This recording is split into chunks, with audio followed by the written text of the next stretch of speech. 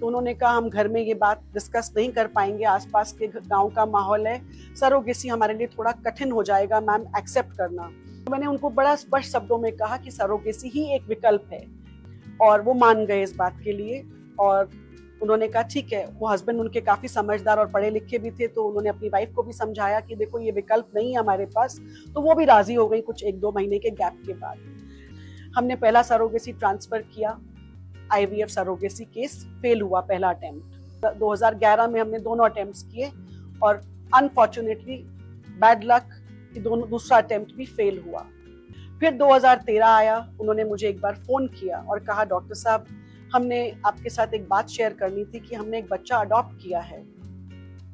एक दिन ऐसे ही दिवाली पे जब उनका मुझे मैसेज आया तो मुझे लगा कि देखिए ऐसा है कि आपके एम्ब्रियोज पड़े हैं मेरे पास और 2 बार फेल हो चुका है, लेकिन आप संपन्न परिवार से हैं, आपने कभी मुझसे कोई सवाल नहीं पूछा, लेकिन मेरी एक सलाह है आपको कि आप एक बार और मेरे कहने पे ट्राई कीजिए।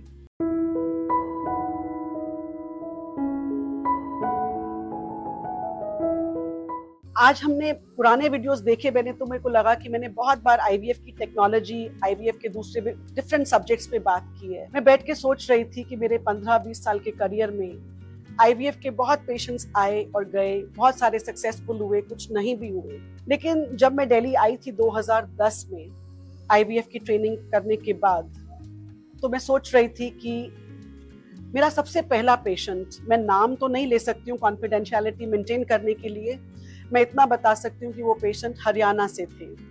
और मैंने उनको ओपीडी में जब देखा तो वो all India institute of medical sciences से अपना ट्रीटमेंट करा रहे थे और गांव के माहौल से थे वो, लेकिन पढ़े लिखे थे उनके हस्बैंड पेशेंट के, और बहुत ही सज्जन इंसान। दोनों हस्बैंड वाइफ बहुत ही अच्छे प्यारे लोग थे और अभी भी हैं वो मेरे टच में। उनका कोई बच्चा नहीं था, शादी को 7 साल हो चुके थे, यंग लेडी थी 28 ईयर्स ओल्ड और हस्बैंड की एज 32 थी। और जब मैंने उनकी फाइल देखी तो मैंने उन्हें समझाया कि आपकी फाइल में जो लिखा गया है वो है एशरमैन सिंड्रोम, यानी बच्चेदानी के अंदर मकड़ी के जाले जैसे इन्फेक्शन से जैसे सब खत्म हो चुका है, वो लाइनिंग क्लियर नहीं है, और वो ऑल इंडिया से हिस्ट्रोस्कोपी करा के आए थे। तो मैंने उनसे कहा कि आप सीधा सरोगेसी के लिए जाइए। तो उन्होंने कहा हम घर में ये बात डिस्कस नहीं कर पाएंगे, आसपास के गांव का माहौल है, सरोगेसी हमारे लिए थोड़ा कठिन हो जाएगा मैम, एक्सेप्ट करना। तो एक बार आप ट्राई कर लीजिए, अगर हिस्ट्रोस्कोपी में आप इसको दोबारा से एडिशियोलाइसिस यानी कटिंग कर सकते हैं और बच्चेदानी ठीक से नॉर्मल हो जाए तो हम एक अपनी संतान पैदा कर सकेंगे।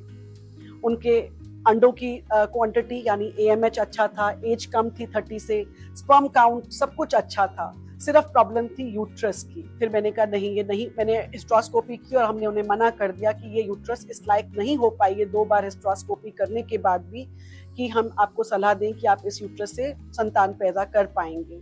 तो मैंने उनको बड़ा स्पष्ट शब्दों में कहा कि सरोगेसी ही एक विकल्प है। मैं बात कर रही हूँ 2010 की, और वो मान गए इस बात के लिए। और उन्होंने कहा ठीक है। वो हस्बैंड उनके काफी समझदार और पढ़े लिखे भी थे, तो उन्होंने अपनी वाइफ को भी समझाया कि देखो ये विकल्प नहीं है हमारे पास, तो वो भी राजी हो गई कुछ 1-2 महीने के गैप के बाद। फिर हमने उनका आईवीएफ किया। आईवीएफ में बहुत ही अच्छे एम्ब्रियोज बने, 10 या 12 एम्ब्रियोज थे, डे 5 के थे, ब्लास्टोसिस्ट थे। और बनने के बाद मैंने उनसे कहा कि अब ये बहुत केस सरल हो गया है, कोई ऐसी इसमें मुझे कोई प्रॉब्लम नजर नहीं आ रही है, सिर्फ एक ही पॉइंट था जो हमें क्लियर करना था कि सरोगेसी हमें एक्सेप्ट करनी पड़ेगी। हमने पहला सरोगेसी ट्रांसफर किया। 80% रिजल्ट आता है सरोगेसी में, एम्ब्रियोज अच्छे थे, क्वालिटी अच्छी थी, ग्रेडिंग अच्छा था, लेकिन दुर्भाग्यवश वो आईवीएफ सरोगेसी केस फेल हुआ पहला अटेम्प्ट।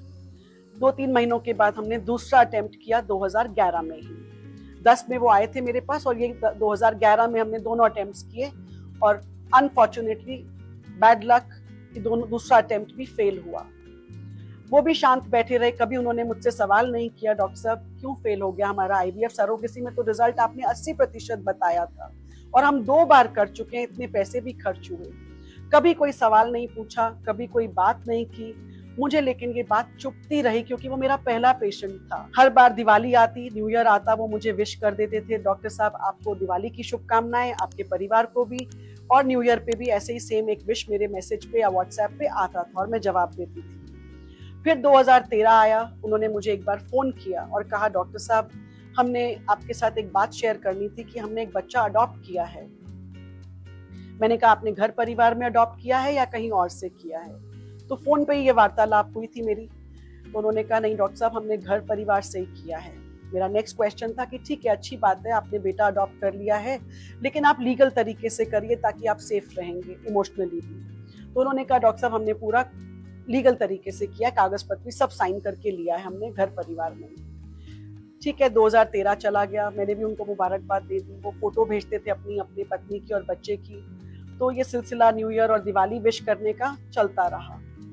2015 में मुझे 5 साल हो गए थे कॉर्पोरेट में काम करते हुए, और उस वक्त मैंने मन बनाया कि मैं अपना सेंटर स्टार्ट करने वाली हूँ। तो मैंने उन्हें एक दिन ऐसे ही दिवाली पे जब उनका मुझे मैसेज आया तो मुझे लगा कि अब मुझे 5-6 साल हो गए काम करते हुए, तो मैं यहाँ से चली जाऊंगी। अपना सेंटर एस्टैब्लिश कर रही थी मैं दिल्ली में उस समय 2016 में। तो 2015 दिवाली के आसपास मैंने उन्हें कहा फोन पे कि दिवाली की जब बात हुई, शुभकामनाएं उन्होंने मुझे विश किया, तो मैंने कॉल किया। मैंने कहा देखिए ऐसा है कि आपके एम्ब्रियोज पड़े हैं मेरे पास और 2 बार फेल हो चुका है, लेकिन आप संपन्न परिवार से हैं, आपने कभी मुझसे कोई सवाल नहीं पूछा, कुछ कहा नहीं, चुपचाप बच्चा अडॉप्ट कर लिया, मुझे उसकी भी खुशी है। लेकिन मेरी एक सलाह है आपको कि आप एक बार और मेरे कहने पे ट्राई कीजिए। तो उन्होंने कहा ठीक है डॉक्टर साहब, अगर आप कह रहे हो तो मुझे फेथ है कि उस समय शायद हमारा वक्त नहीं लिखा था, और एम्ब्रियो की क्वालिटी आप बार बार कह रही है कि अच्छी है, तो ये मैटर ऑफ चांस था। ब्लाइंड फेथ के साथ उन्होंने मुझे हाँ की। नवंबर में दिवाली थी और दिसंबर में उन्होंने मुझे 2015 में हाँ की, पेपर साइन किए। मैंने जो मैक्सिमम मैं उनके लिए कर सकती थी डिस्काउंट्स वगैरह, क्योंकि एम्ब्रियोज 2010 एंड और 2011 के फ्रीज थे मेरे पास, तो रिक्वेस्ट करके सब तरफ मैंने उनको हेल्प किया। और 2016 जनवरी में मैंने वो एम्ब्रियोज तीसरी सरोगेट लेके सेम एजेंसी से ट्रांसफर किए, और आप मानेंगे कि 2016 अक्टूबर में उन्होंने एक स्वस्थ बेटे को जन्म दिया। इस कहानी से हमने क्या सीखा, या इस पेशेंट से मैंने क्या सीखा, या मैं आपको क्या बताना चाह रही हूँ कि वही डॉक्टर, वही एम्ब्रियोज, वही क्लिनिक, वही सरोगेट एजेंसी थी, सब कुछ सेम था, कुछ नहीं बदला।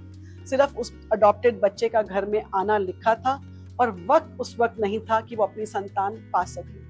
2016 में एक बेटे को जन्म दिया सरोगेट ने, और अब उनके पास 2 बेटे हैं, एक अडॉप्टेड और एक उनकी अपनी संतान, जो कि उन्हीं के एग, उन्हीं के स्पर्म से बनाए गए एम्ब्रियो से हमने सरोगेट मदर से डिलीवरी हुई थी।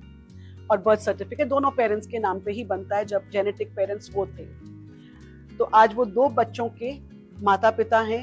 और जब उनका 2016 अक्टूबर में मुझे ये न्यूज़ शेयर करने के लिए फ़ोन आया कि डॉक्टर साहब बेटे ने जन्म लिया है, हम आपका किस तरह से आभार प्रकट करें, तो मैंने कहा शायद ये आपकी पेशेंस थी, आपका संयम था 5 साल का मेरे ऊपर और मेरे साथ, और मेरे ऊपर विश्वास आपका, जिसने मुझे हिम्मत दी कि मैं आपको तीसरी बार फ़ोन करके कह सकी कि एक बार और ट्राई कीजिए, क्योंकि आपके एम्ब्रियोज रखे हैं। मैं आज भी उनके संपर्क में हूँ। तो कई बार IVF सब कुछ अच्छा होने के बाद भी आपकी पेशेंस को टेस्ट करता है, और जब वक्त लिखा होता है तभी वो काम होता है।